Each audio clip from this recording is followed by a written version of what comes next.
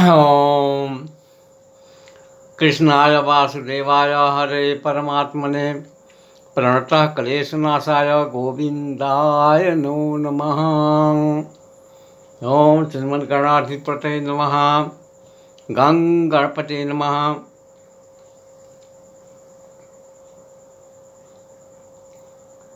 भगवान के नमस्कार। भगवान के नमस्कार किस रूप से कैसे करना चाहिए, इस विषय में हैं साष्टांग के बारे में वर्णन पुराणों में मिलता है कि साष्टांग से क्या होता है, कैसे साष्टांग किया जाता है और साष्टांग प्रणाम का तात्पर्य भी क्या होता है। साष्टांग प्रणाम से भक्ति का एक बोध होता है और मन वचन कर्म इत्यादि को एक बैलेंस मिलता है। तो साष्टांग कैसे किया जाता है और साष्टांग का तात्पर्य क्या होता है, क्यों किया जाता है, साष्टांग करने से क्या मिलती है। कहते हैं कि भक्तजन भक्ति भाव से अपने हृदय में जिसका चिंतन करते हैं वे बुद्धि इंद्रिय प्राण मन और वाणी से साक्षात नमस्कार करते हैं।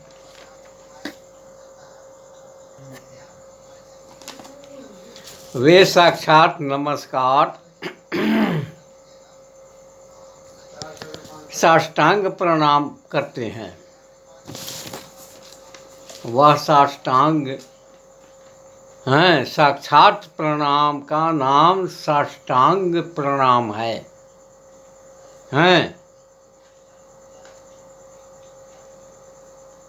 वे साक्षात नमस्कार यानी साष्टांग प्रणाम।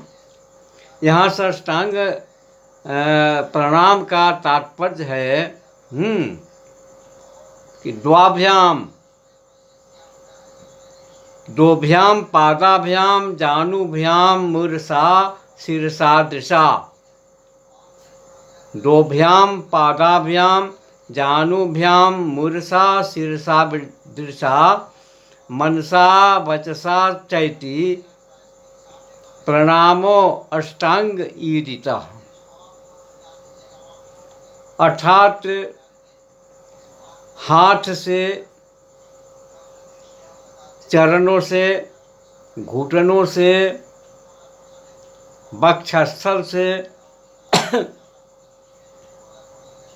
सिर से, नेत्रों से और मन से तथा वाणी से, इन 8 अंगों से किया गया प्रणाम को साष्टांग प्रणाम कहते हैं। इस प्रकार दंडवत करने से कर्मों के विकट फंदों से छुटकारा मिल जाता है। यानी जो भी कर्म है जो कर्मों में व्यक्ति धरा जाते हैं उससे छुटकारा मिलता है। ये साष्टांग प्रणाम है भैया। इस विषय को एक बार और आप समझ लें। भक्त लोग यानी भक्तजन भक्ति भाव से अपने हृदय में जिसका चिंतन करते रहते हैं वे बुद्धि इंद्रिय प्राण मन और वाणी से साक्षात नमस्कार करते हैं। वे साक्षात नमस्कार यानी साष्टांग प्रणाम करते हैं। यहाँ साष्टांग प्रणाम का तात्पर्य है कि दोभ्याम पादाभ्याम जानुभ्याम मूर्षा शीर्षा दृशा मनसा वचसा चैति प्राणमो अष्टांग ईरिता। द्वाभ्याम पादाभ्याम जानुभ्याम मूर्षा शीर्षा दृशा मनसा वचसा चैति प्रणामो अष्टांग ईरिता। यानी कहने का तात्पर्य है कि हाथ से, चरणों से, घुटनों से, वक्षस्थल से, सिर से, नेत्रों से, मन से और वाणी से, ये 8 अंगों से किया गया प्रणाम को साष्टांग प्रणाम कहा जाता है। इस प्रकार दंडवत करने से कर्मों के विकट फंदों से छुटकारा प्राप्त हो जाता है।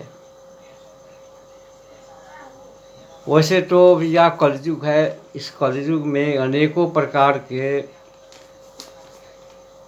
पूजा पाठ आ गया है, तथाकथित धर्म का प्रचार प्रसार होते जा रहा है।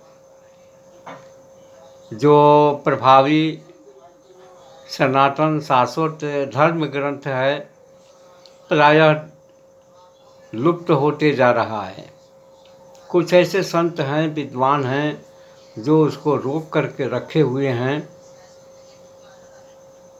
परंतु ये लुप्त होते जा रहा है। हरित भूमि तृण संकुलित समुझ परे नहीं पंथ जिमि पाखंड विवादते लुप्त भय सदग्रंथ। सदग्रंथों का लोप होना, धर्म का लोप हो जाना, नया धर्म उत्पन्न होना, नया धर्म का बनाया जाना, नया नया धर्म ग्रंथ उत्पन्न होना, सनातन और शाश्वत संस्कृति और सभ्यता का लोप होते रहना, तो ये सब क्या है? तो वैसे तो ये कलयुग का प्रभाव है, फिर भी अपने को बचना चाहिए। साष्टांग प्रणाम बहुत जरूरी होता है। तो साष्टांग प्रणाम का तात्पर्य होता है इस प्रकार से लेट जाना है, पेट के बल लेट करके और प्रभु के चरणों को स्पर्श करना है, तो इस साष्टांग प्रणाम करते हैं।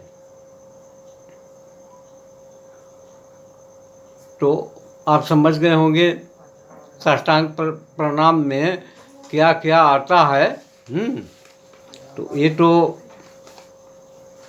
वैसे तो बिल्कुल साधारण सी बात है, लेकिन है बहुत बड़ी बात।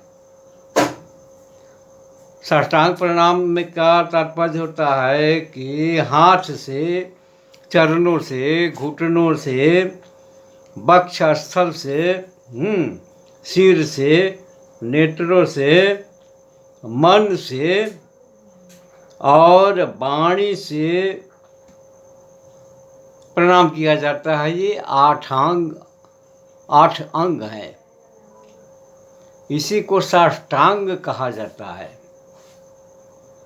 साष्टांग प्रणाम कहलाता है। इस प्रकार यह दंडवत करने से प्राणी अपने बुरे कर्मों से भी मुक्त पा जाते हैं।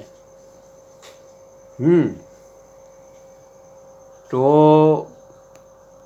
कहीं भी आप जाएं, देवस्थल में, गुरुजनों के पास, शक्तिपीठ में, शैवपीठ में, तीर्थ में, तो आप साष्टांग जरूर प्रणाम करें। इसका नाम साक्षात प्रणाम है।